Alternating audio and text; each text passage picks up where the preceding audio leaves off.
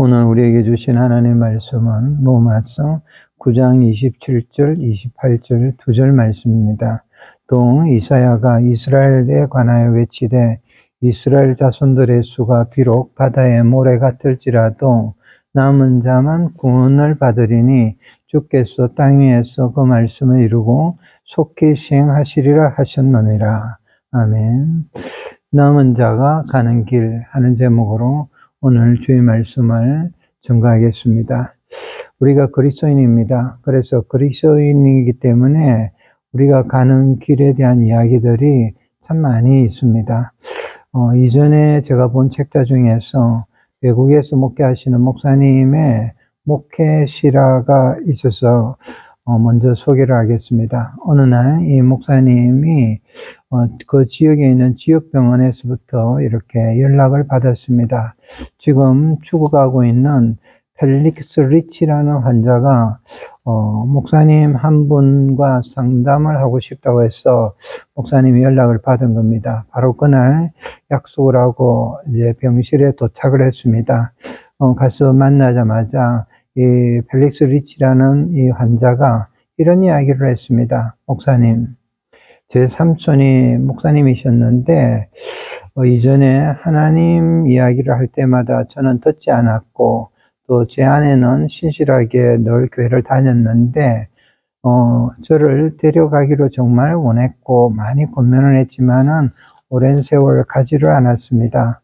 목사님, 이제 제가 창조주이신 하나님을 이렇게 만나러 가야 하는데 돌아보면 정말 제 일생이 죄로 가득 차 있습니다. 어떻게 해야 합니까? 이렇게 걱정스러운 듯이 물었습니다.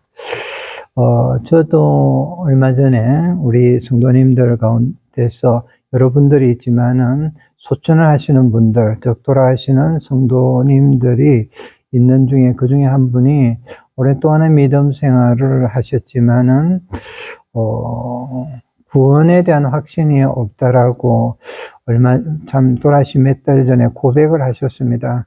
그래서 은혜 가운데서 여러 가지 이야기를 했는데 이 목사님도 이 분에게 죄사함과 회개와 용서에 대한 성경 구절을 계속 인용을 하고 그리고 누구든지 진실하게 자기의 죄를 고백하고 회개하면 하나님께서 용서해 주신다는 사실을 이렇게 진리를 말해 줬고 또 기도를 해 줬습니다.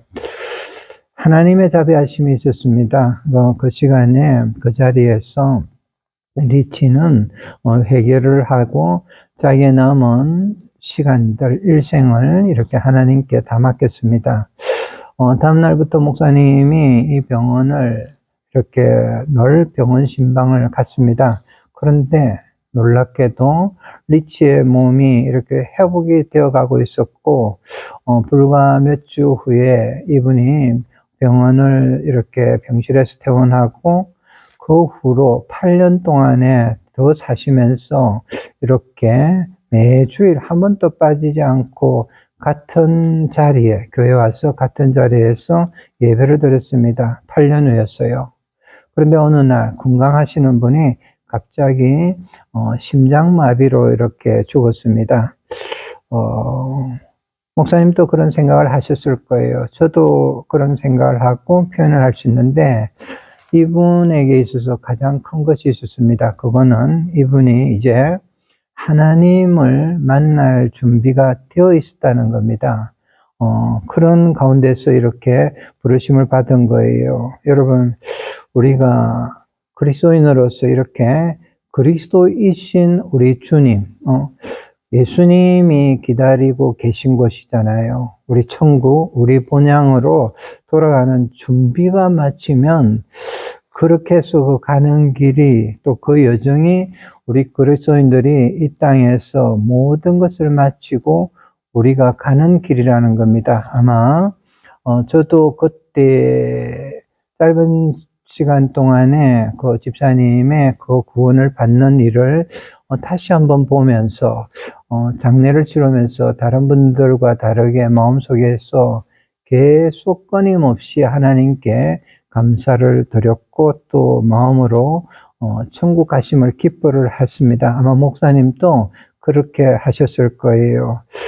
이런 경험이 얼마나 큰 건지 여러분은 아마 알고 계시는지 모르겠습니다. 병상에서도 또 혹은 여러 가지 일 가운데서도 앞이 보이지 않을 때에도 우리가 주님과 함께 가는 그 길은, 천국 길은 완전하게 준비된 안전한 생명길이다. 이걸 꼭 기억을 하고 우리 주님이 이 길을 열어주셨어요. 그리고 이 길을 언약을 해주셨습니다. 이걸 여러분이 항상 기억을 하시기를 바랍니다. 요한복음 14장 6절입니다. 예수께서 이르시되 내가 곧 길이요 진리요 생명이니 나로 말미암지 않고는 아버지께로 올 자가 없느니라. 여러분 어떤 상황에서도 진리의 말씀, 주님의 말씀을 꼭 기억을 하길 바랍니다. 이제 오늘 성경을 몇 군데를 이렇게 다루고자 합니다. 오늘 말씀에 따라서 성경을 몇 군데 다룰 때 우리가 이 남은 자의 길에 관한 것을 온전하게 다 이렇게 알게 되는 은혜가 여러분에게 있기를 바랍니다. 첫 번째 다루고자 하는 성경은 사도행전 16장에서 보면 16절에서 25절에 나오는 사도 바울과 거기에 있는 동역하는 분들의 이야기입니다. 사도 바울과 실라가 빌립보로 갔습니다. 거기에 사역을 하게 되었어요. 그런데 그때 그곳에 가는 경위가 일반적이지는 않았습니다. 자신들의 계획이 있었고 자신들이 걸어가야 될 확실한 길이 있는데도 성령께서 그 길을 막고 새롭게 가는 길을 열어주셨는데 그곳에서 사역을 하게 되었습니다. 근데 그렇게 바울과 실라가 이렇게 간 곳이 빌립보였습니다. 빌립보에 도착해서 이제는 그곳에 교회를 요사이 표현으로 이야기하면 개척을 하기 시작했습니다. 어느 날이었어요. 그곳에 전반적으로 돌아보면서 기도처를 이렇게 알게 되었고 또 기도를 이렇게 하러 가는 그 길에서 이렇게 일어난 일입니다. 그 기도를 하러 가고 있는데 갑자기 어떤 한 여인이 소리를 지르면서 이렇게 따라왔습니다. 이 여인이 그 지역에서는 귀신이 들려있는 어떤 누구에게 소속된 종이었습니다. 그런데 점을 굉장히 잘 치고 영역이 있고 영험이 있는 것으로서 그 지역 사람들은 공인을 하고 있는 사람이었고 주인에게는 큰 이익을 주는 사람이었습니다. 그날 이 여인이 따라오면서 이 사도와 또 사도 바울과 실라에게 이렇게 하는 이야기는 어떤 면에서 보면 이렇게 교회를 새롭게 개척하는 이분들에게는 아주 설모가 있고 설만한 소리를 한 겁니다. 사도행전 16장 17절에 보면 이렇게 이야기를 했습니다. 그가 바울과 우리를 따라와 소리 질러 이르되, 다음 말씀을 한번 들어보십시오. 이 사람들은 지극히 높은 하나님의 종으로서 구원의 길을 너희에게 전하는 자라 하며 이렇게 소리를 질렀어요. 여러분 사도가 그 지역 사람들이 다 보는 가운데서도 성경을 끼고 기도를 하러 가는 중인데 이 여인이 나타나서 이렇게 이야기하는 거예요. 두 가지잖아요. 이분들은 지극히 높으신 하나님의 종들이다. 또 이분들은 여러분들에게 구원의 길을 전하는 분들이다. 이렇게 소리를 지르는 거예요. 여러분, 저라도 그렇고 여러분이라면 이러한 상황이라면 느낌이 어떻겠습니까? 아마 한 지역에서 교회를 개척하는 전도사님이라면 어깨에 굉장한 힘이 안 들어가겠습니까?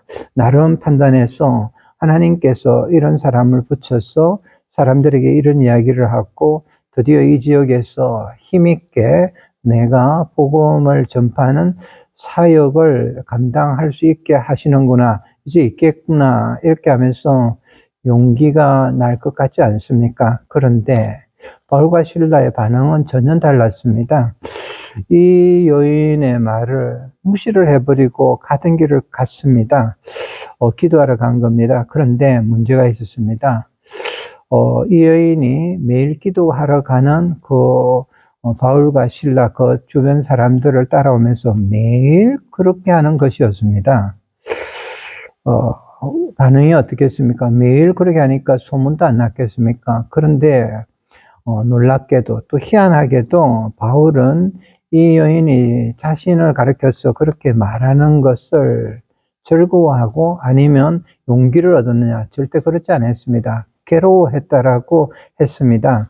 그냥 괴로워하는 정도가 아니고 아주 심히 괴로워했다. 이렇게 성경에 말씀을 합니다. 사도행전 16장 18절 앞부분에 이걸 분명히 기록을 합니다. 이같이 여러 날을 하는지라 바울이 심히 괴로워하여 이랬어요. 여러분 이런 생각을 해봅시다. 왜 사도에게는 이 일이 또 이것이 왜 괴로움이 될까 하느냐는 겁니다. 이 여자가 한 말이 틀린 말은 아니라는 겁니다. 욕을 하는 것도 아니잖아요. 그리고 사도를 깎아내리는 말도 아닙니다. 이 말 자체는 여러분 진리입니다. 그런데 자기에 대해서 정언을 해주는 건데 왜 이것이 괴롭고 그것도 심한 괴로움이 될까 하는 문제라는 겁니다. 그 이유가 있었어요. 사도는 그 여인이 말을 하지만 실제로는 누가 그 일을 하고 있는지 알기 때문이었다는 거예요. 그 여인이 또 하는 말의 의도도 무엇인지 알기 때문에 괴로워하는 겁니다. 성경에서 여러분 이 전체를 다룰 수는 없지만은 하나님께 말씀에서는 분명히 이 부분을 말씀을 합니다. 이 여인은 귀신 들린 여종이라고, 귀신 들린 여종이라고 이렇게 말씀을 하고 있습니다. 바울은 이 사실을 알기 때문에 괴로워하는 겁니다. 이 여인이 하는 이 말, 이 사실은 바로 귀신이 하는 말이라는 사실 때문에 괴로워한 겁니다. 우리 성도님들, 우리가 지금 이 땅에서 여러 가지 우리에게 도와주는 게 있지만은, 그러나 항상 이러한 부분에서 집중을 해야 되고, 집중을 해야 될 부분이라는 겁니다. 사도처럼 우리는 항상 이 부분을 정말 유의를 해야 됩니다. 사도 바울이 이를 며칠을 두고 있어 드디어 이제 작심을 했는 것 같습니다. 길을 가다가 그날은 아예 멈추고 돌아서서 소리를 질렀습니다. 그게 18절 하반절에 나옵니다. 돌이켜 그 귀신에게 이르되 예수 그리스도의 이름으로 내가 너에게 명하노니 그에게서 나오라 하니 귀신이 즉시 나오니라. 여러분 며칠 동안에 심히 괴로워했는데 여러분 이 말씀을 자세히 한번 보십시오. 귀신이 즉시 나오니라 이랬습니다. 심히 괴로워하던 그 일도 그렇게 큰 것은 아니라는 거예요. 정말 멋지게 마무리가 되는 일입니다. 이제 이 사도와 이 사람들은 귀신에 휘둘리지 않는 겁니다. 여러분 우리가 이 부분을 많은 마음을 가지고 집중을 해야 됩니다. 그런데 이렇게 해서 정리가 되는 건 줄 알았는데 그 일의 결과로 인해서 예상 밖의 일이 이렇게 닥쳐왔습니다. 좋은 일이 왔느냐? 우리가 영적으로 보면 좋은 일인데 고난이 왔습니다. 이 일, 귀신의 술수에 말려들지 않고 오히려 귀신을 내쫓아버리는 이 일을 하자마자 닥쳐오는 것은 이 여종의 주인이었던 사람이 이익이 끊어졌기 때문에 고발을 했고 사도는 감옥에 갇혔습니다. 여러분 이 일의 결과가 고난이었어요. 교회를 새롭게 세우러 간 그곳에 일어나는 짧은 상황이지만은 결국은 고난이 있었습니다. 뭘 잘못했느냐? 그렇지 않습니다. 잘못한 것도 없습니다. 여러분 이 부분을 먼저 우리가 간단하게 우리 성도님들이 꼭 적용을 해 보기를 바랍니다. 여러분 우리가 걸어가는 길이 지금 이 시대에 힘이 들지만은 거룩한 길이고 또 신령한 길이고 또 하나님의 언약을 따라서 가는 길이기 때문에 우리 성도님들이 믿음 생활을 하면서 이런 오류에 빠질 수 있을 거예요. 이렇게 가는 길이기 때문에 순탄해야 되고 형통해야 된다고 기대를 하는 것, 그러나 그것이 영적으로 분별이 되지 않으면 바른 판단이 아닌 일이라는 것을 우리가 알아야 합니다.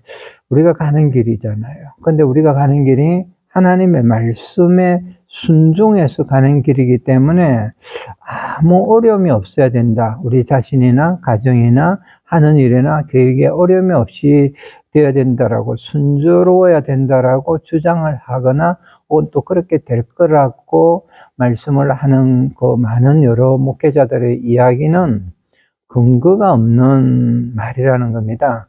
여러분, 극단적인 예라고 할 수도 없지만은 실제로는 우리가 순수하게 짧은 어느 날 하루 서대반 집사님의 일을 보면 그랬습니다.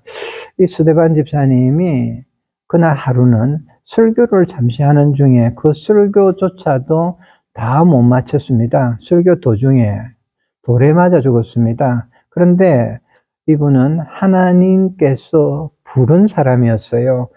그 마지막 세상의 변방에서 이분은 천국길로 이렇게 가셨습니다. 여러분, 우리 그리스도인이 가는 길에는 여러 가지 유혹이 있습니다.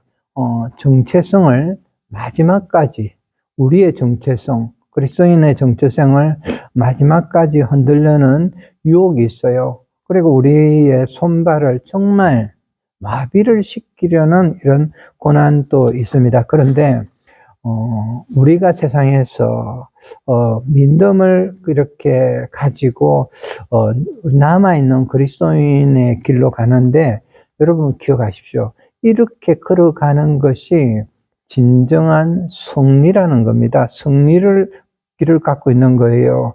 여러분, 우리는 이미 하나님께서 이 땅에서 남은 자로서 천성을 향해서 걸어가고 있는 그 자체가 있기 때문에 이미 우리는 승리한 겁니다. 구원의 길이잖아요. 구원의 길입니다. 우리가 매일 걸어가는 이 길이 힘이 들고 어려워도 우리는 이미 이걸 믿음으로 바르게 가고 있고, 거절을 하면서, 세상의 모든 걸 거절하면서 갈 때는 이미 승리를 하고 있는 겁니다. 왜 그렇습니까? 하나님께서 가라고 하신 길을 가고 있기 때문에 그런 겁니다. 지금 이 시대에 전쟁의 소리가 온 세상, 온 지구를 이렇게 흔들고 있더라도, 여러분, 그러나 우리는 이 시대의 남은 자들입니다. 제가 바라는 것은 그렇기 때문에 기도 많이 하시면서, 또 더 많이 권면하시면서 서로를 챙겨주면서 먼저는 이 시대의 이 길을 우리가 걸어가기로 합시다. 두 번째, 오늘 우리가 다루고자 하는 하나님 말씀은 성경에 있는 본문 그대로입니다. 본문입니다. 우리가 알아야 되는 건 남은 자라는 뜻과 남은 자에 대한 교훈이 무엇인가를 우리가 꼭 기억을 하기를 바랍니다. 오늘 제가 이 말씀을 미리 앞부분 서두를 길게 한 것은, 오늘 이 말씀이 이 시대에 보면 우리의 마음을 흔들어 놓을 수 있는 좀 두렵고 정말 경외감만 남아있는 말씀으로서 우리가 정말 세상은 알지 못하는 두려운 교훈을, 성경 교훈을 제가 전하려고 하는 겁니다. 지금 시대로 보면 더 심각한 이야기를 앞으로는 더 해야 함을 저는 느낍니다. 삶이 여러분 아무리 힘이 들어도, 세상이 아무리 변해도 오늘 이 본문은 다루어야 되고, 남은 자에 대한 이야기는 우리가 해야 될 주제라는 겁니다. 기억하십시오. 성경 말씀은 우리가 생각하는 것보다는 훨씬 더 저와 여러분, 우리 모두의 마음을 흔들어 놓는 두려운 책이라는 것도 여러분 항상 기억하십시오. 오늘 이 본문은 짧은 거지만 구약에 있는 말씀을, 이사야서를 인용을 한 겁니다. 이사야 선지자는 이스라엘의 구원에 대해서 예언을 한 겁니다. 이스라엘의 무자손이 아무리 바다의 모래같이 많다고 하더라도 이들이 다시 고난의 자리에서 돌아와서 이스라엘의 예루살렘에 있다 하더라도, 그러나 남은 자만 구원을 얻을 것이라는 말씀입니다. 본래 이스라엘이 아수로 침략으로 인해서 포로가 되어 간 이스라엘 백성이가 이렇게 귀환을 했습니다. 귀환을 했는데 이 귀환하는 과정과 배경과 또 이것을 지금 이 말씀을 통해서 사도는 이스라엘의 구원의 문제와 이렇게 연관을 시키고 있는 겁니다. 그런데 이 부분을 다루면 정말 우리의 마음을 아프게도 하고 어떤 때는 힘들게도 하고 슬프게도 하고 또 마음 자체를 귀찮게도 할 겁니다. 남은 자입니다. 남은 자의 교훈이라는 게 뭐냐 했을 때 남은 자 혹은 남은 자의 교훈이라는 것은 쉽게 이야기하면 이런 겁니다. 반대 이야기를 생각하면 쉽게 이야기가 됩니다. 남은 자의 반대가 잃어버린 자라는 거예요. 어떤 시대든지 타락하고 죄 많고 미래를 전혀 보지 못하는 인류가 이렇게 모든 시대에 살아가는 이 세상에서 대다수의 사람들이 잃어버린 자라는 것이 이 남은 자의 교훈을 주시는 성경의 어도입니다. 여러분, 성경에서 말하는 그래서 잃어버린 자를 먼저 우리가 생각을 해야 됩니다. 잃어버린 자란 어떤 목적을 잃어버렸다, 삶의 방향을 잃어버렸다, 그게 아니고 잃어버린 자들은 성경적인 의미는 하나님과 원수가 되어가지고 또 혹은 하나님과 완전히 단절이 되어서 자기 자신이 이전에 사죄를 받았음에도 불구하고 단절이 되어서 소망도 없고 생명도 없이 살아가는 사람들, 그런 분들을 잃어버린 자라고 합니다. 이 남은 자의 사상은 그래서 심판을 전제로 여러분 하고 있습니다. 남은 자들은 심판과 멸망 중에서 구원을 받은 자를 이렇게 뜻하는 우리 선택 교리와 연결이 되어 있습니다. 그래서 이 성경 구절은 이스라엘에 대해서만 이야기를 하는 것 같지만 실제로는 교회만 아니라 우리 인류 전체에 대해서도 적용이 되는 겁니다. 남은 자라는 표현은 영어로는 렘넌트라는 겁니다. 렘넌트라는 말은 이 남은 자는 남아있는 흔적을 말하는 거예요. 남아있는 작은 조각인데 큰 부분이 어디론가 이렇게 사라졌을 때 없어지고 남아있는 부분을 렘넌트라고 합니다. 남는 자라고, 남는 자 이렇게 표현하는 겁니다. 여러분, 이 말씀은 정말 심각한 겁니다. 우리가 이 말씀을 받아야 됩니다. 이단들이 자기들이 남은 자라고 표현하지만은 그들은 성경을 오류했고 그 오류 때문에 멸망을 당할 겁니다. 그러나 우리는 그럼에도 불구하고 이 심각한 이 말씀은 바르게 우리가 알아야 됩니다. 남은 자인 거예요. 다 사라지고 남아있는 흔적이 우리들이라는 겁니다. 성경에는 이런 극단적인 예가 많이 있습니다. 그런데 주님 또 이 말씀을 하셨습니다. 누가복음 17장 26절에 이 말씀을 하셨어요. 노아의 때를 보라고 했어요. 노아의 때에 된 것과 같이 인자의 때도 그러하리라. 이게 무슨 말씀이에요? 노아는 하나님 보시기에 은혜를 이렇게 입었습니다. 근데 당시의 전체 인구를 여러분 한번 생각해 보십시오. 우리가 지금은 다는 모르지만은 그 중에서 그 많은 사람 가운데서 오직 노아의 가족 7만 이렇게 구원을 받았습니다.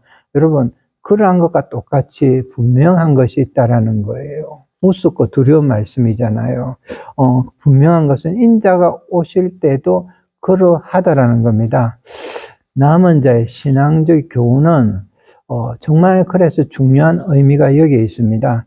여러분, 우리가 위험한 착각이나 위험한 오류에 빠지지 말아야 되는 겁니다. 우리가 믿음 생활을 하고 마지막 때에 갈수록 우리는 점점점 더 큰 것을 얻게 될 것이냐? 그렇지 않습니다. 우리 주님이 방금 노아 이야기를 통해서 주시는 것처럼 먼저 제공을 하시는 것은 평안이 아닙니다. 주님이 먼저 제공하시는 것 여러분 많이 받으셨습니까? 여러분, 주님이 우리에게 주시는 것은 먼저 평안보다는 구원입니다. 그리고 죄사함이고 또 새롭게 해주시고 거듭나게 하시고 그리고 믿음을 우리가 바르게 세우게 하시는 이런 것들입니다. 그런 다음에 주님이 그렇게 된 우리에게 평안을 주시는 겁니다. 그렇기 때문에 우리가 먼저 믿음 생활에서 항상 이 땅에서 먼저 가져야 되는 것은 두려움입니다. 이게 무서움을 넘어서 하나님을 경외하는 거예요. 그래서 지난주에 경외하는 자들이라는 제목으로 말씀을 드렸습니다. 오늘 제가 이 부분을 이어서 심각하게 말씀을 전하는 것도 이렇게 경고하기 때문이라는 겁니다. 28절에 보면, 오늘 본문 28절에 보면 주께서 땅 위에 이 말씀을 이루고 속히 시행하시리라 하셨느니라 했어요. 여러분 심각하기 때문에 제가 본문을 이렇게 다루었습니다. 이제 또 한 말씀을 들어가면서 그러면 우리가 남은 자로서 앞으로의 길은 어디서 시작을 해야 되는가, 또 우리가 무슨 어디서 출발을 해야 되는가, 이걸 다루고자 합니다. 어디서 다뤄야 되겠습니까? 여러분 새로운 데서 옮겨가지고 남들이 전혀 나를 알지 못하는 자리냐? 그렇지 않습니다. 기억하십시오. 심판을 받을 자리고 심판의 자리라는 겁니다. 그런데 심판의 자리가 어디냐는 겁니다. 에스겔서를 여러분 읽어보면, 이제 에스겔서를 다루겠는데, 에스겔서를 읽어보면 선지자들을 통해서 이렇게 예언을 하는 겁니다. 심판의 자리와 또 거기에서 면제를 받는 사람들에 대해서 예언을 하는 말씀입니다. 사람들은 예루살렘의 이 시대에 예루살렘에서 남은 자의 무리에 대해서도 하나님께서는 심판을 이렇게 말씀을 했습니다. 하나님께서는 어떻게 여기나, 사람들은 많은 이야기를 어디에서 심판을 하시고 시작을 해야 된다 하지만은 하나님의 말씀을 여러분 꼭 기억하십시오. 하나님은 내 성소에서 시작할 것이다, 이렇게 대답을 하셨습니다. 이렇게 그 말을 하는 거예요. 다르게 간단하게 이야기하면 나는 내 교회로 갈 것이다, 내 성소에서 심판할 것이다, 이렇게 말씀을 하십니다. 그렇기 때문에 우리는 어디에서 출발해야 됩니까? 바로 여기에서 시작을 해야 됩니다. 내 성소로 하신 성소에서 하는 거예요. 여기에 복음이 있습니다. 우리는 하나님께서 살려서 남겨둔 자입니다. 그러나 이것을 넘어서 훨씬 더 남은 자라는 것, 우리는 이미 하나님의 구원을 받고 이마에 표를 해둔 자입니다. 하나님께서는 심판의 자리에서 이렇게 말씀을 하신 거예요. 우리를 위해서 한 거예요. 조심하라. 그들이 이마에 설명을 하겠지만은 표를 치를 때 이마에 표 있는 자들은 살려두라고 말씀을 하셨습니다. 이 말의 배경이 이런 거예요. 가는 이렇게 이제 베옷을 입은 에스겔에서 나오는 이야기입니다. 서기관을 이렇게 시켜가지고 목을 갈아서 이마에 표시를 할 때 너는 가서 이마에 표를 그려라 하는 게 에스겔서 9장 3절에 나옵니다. 그런데 그때 그렇게 하는 사람 중에 어떤 사람이 물었습니다. 어떤 사람의 이마에 표를 그려야 합니까? 여러분, 이 말을 물었습니다. 정말 중요한 이야기가 나오는 거예요. 그런데 하나님께서 표를 치는 사람들에 대해서 이야기하면서 이 말씀이 우리에게는 정말 중요하고 남은 자로서도 무엇을 할 것인가 하는 것을, 어디에서 어떻게 무엇으로 시작할 것인가를 말씀을 합니다. 에스겔서 9장 4절입니다. 여호와께서 이르시되 너는 예루살렘 성읍 중에 순행하여 그 가운데 행하는 모든 가증한 일로 말미암아 탄식하며 우는 자의 이마에 표를 그리라 하시고 했어요. 여러분 정말 귀한 말씀이고 우리에게 너무나 소중한 말씀입니다. 성도는 남은 자입니다. 이마에 이렇게 표가 있는 자로서, 그런데 결국은 무엇을 하였기에 표를 받았고 앞으로 무엇을 해야 하는 말씀을 에스겔서 9장 4절을 통해서 말씀을 합니다. 예루살렘을 이렇게 돌아와서 거기에서 남아있는 자로서 무엇을 하고 행하는 자이기 때문에 그러냐? 방금 드린 말씀 그대로 예루살렘에 돌아왔지만은 그 안에서 또 행해지는 모든 가증한 일로 말미암아 탄식하고 우는 자들이라서 이 표를 받은 겁니다. 여러분, 바로 이건 거예요. 제가 오늘 드리고자 하는 말씀의 중요한 부분이 여기에 있습니다. 여러분, 우리는 이 세상에서 벌어지는 정말 모든 가정한 일들, 모든 이렇게 우리가 이런 일들 때문에 울면서 탄식하는 것이 또 탄식하는 일이 바로 우리의 기준이 되어야 되고 우리를 향한 교회 기준이고 하나님의 판단 기준이며 또 우리가 남은 자로서 표를 받은 자로서 소명이라는 겁니다. 여러분, 우리가 뭔가 우리 스스로 표를 받으려고 할 필요는 없습니다. 우리가 가는 길에 스스로 표를 받고 자신의 이마에 표를 그리려고 뭔가 흔적을 남기려고 할 필요는 없습니다. 여러분, 크게 성공을 할 필요도 없습니다. 그런데 단지 우리가 성도로서 해야 될 일은 방금 말씀대로 이 땅에서 지금 이 시대에 일어나는 일 때문에 탄식하고 울기만 하면 된다라는 겁니다. 여러분, 이 일이 어렵습니까? 우리 모두에게 누구나 할 수 있는 소명이고 이것이 우리에게 주신 소명입니다. 세상은 절대 할 수 없는 거예요. 여러분, 우리가 살아가면서 참 힘이 들 겁니다. 그러나 저와 여러분, 우리들 특별히 나를 기준으로 생각해 봅시다. 나는 사람들이 악을 행하는 것을 또 이 모든 일들을 전쟁을 막을 수는 없지만은 적어도 그것 때문에 우리가 그 많은 일도 인해서 슬퍼할 수 있는 겁니다. 또 주변에 보면 정말 잘못된 길로 가는 사람들, 그들이 걷는 이 길에서 그들과 같이 살아가는 중에서도 이 발자국을 우리들의 눈물로서, 내 눈물로서 다 채울 수 있는 자들입니다. 나 자신뿐만 아니고 우리 가정이나 또 우리 교회가 정말 아름답게 하나님을 경외하고 거룩하게 예배하는 일이 일어나지 않을 때 우리는 무엇을 해야 됩니까? 우리는 할 수 있는 일은 나는 적어도 한 사람을 남은 자로서 하나님 앞에서 그들을 위해서 울 수 있는 자들입니다. 만일 우는 것조차도 할 수 없으면 여러분 탄식이라도 해야 하는 겁니다. 목회자로서도 저는 동일하게 저를 생각합니다.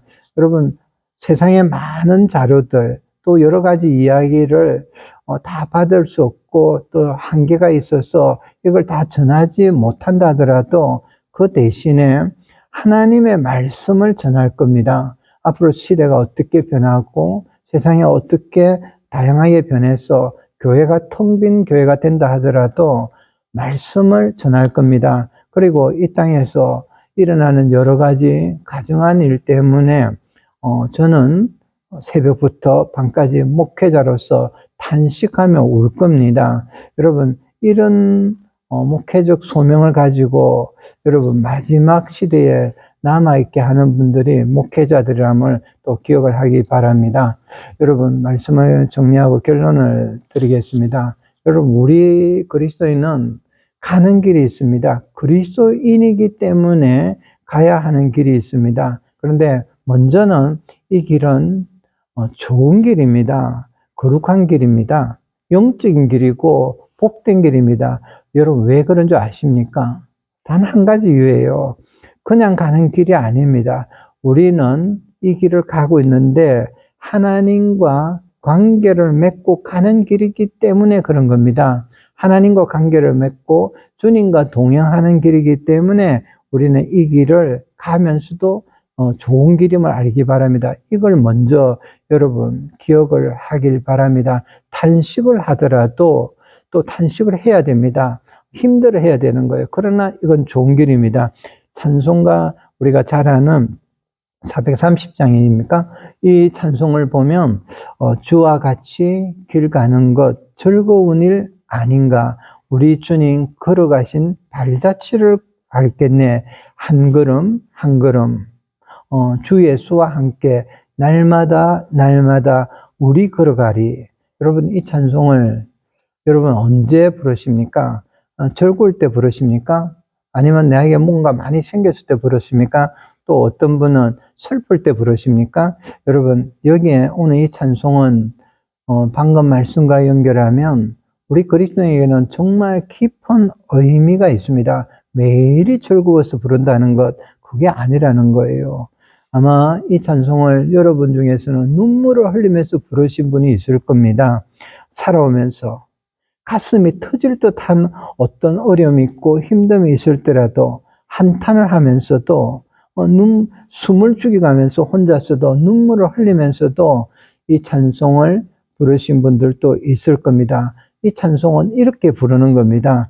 여러분, 우리는 시민권이 하늘에 있는 우리 모든 거예요. 그래서 우리들이 이렇게 이 땅을 걸어가고 살아가면서 온갖 어려움을 여러분 다 당하기도 합니다. 그런데 내가 지금 어떤 모양으로 걸어가고 있고 어떻게 살아가고 있더라도 우리의 길은 하나님의 자녀로서 신자의 길이고 그리스도인의 길이고 이 길을 걸어가고 있다는 사실이 언제나 복되고 복이라는 걸 여러분 우리가 항상 잊으면 안 됩니다. 왜 그렇습니까?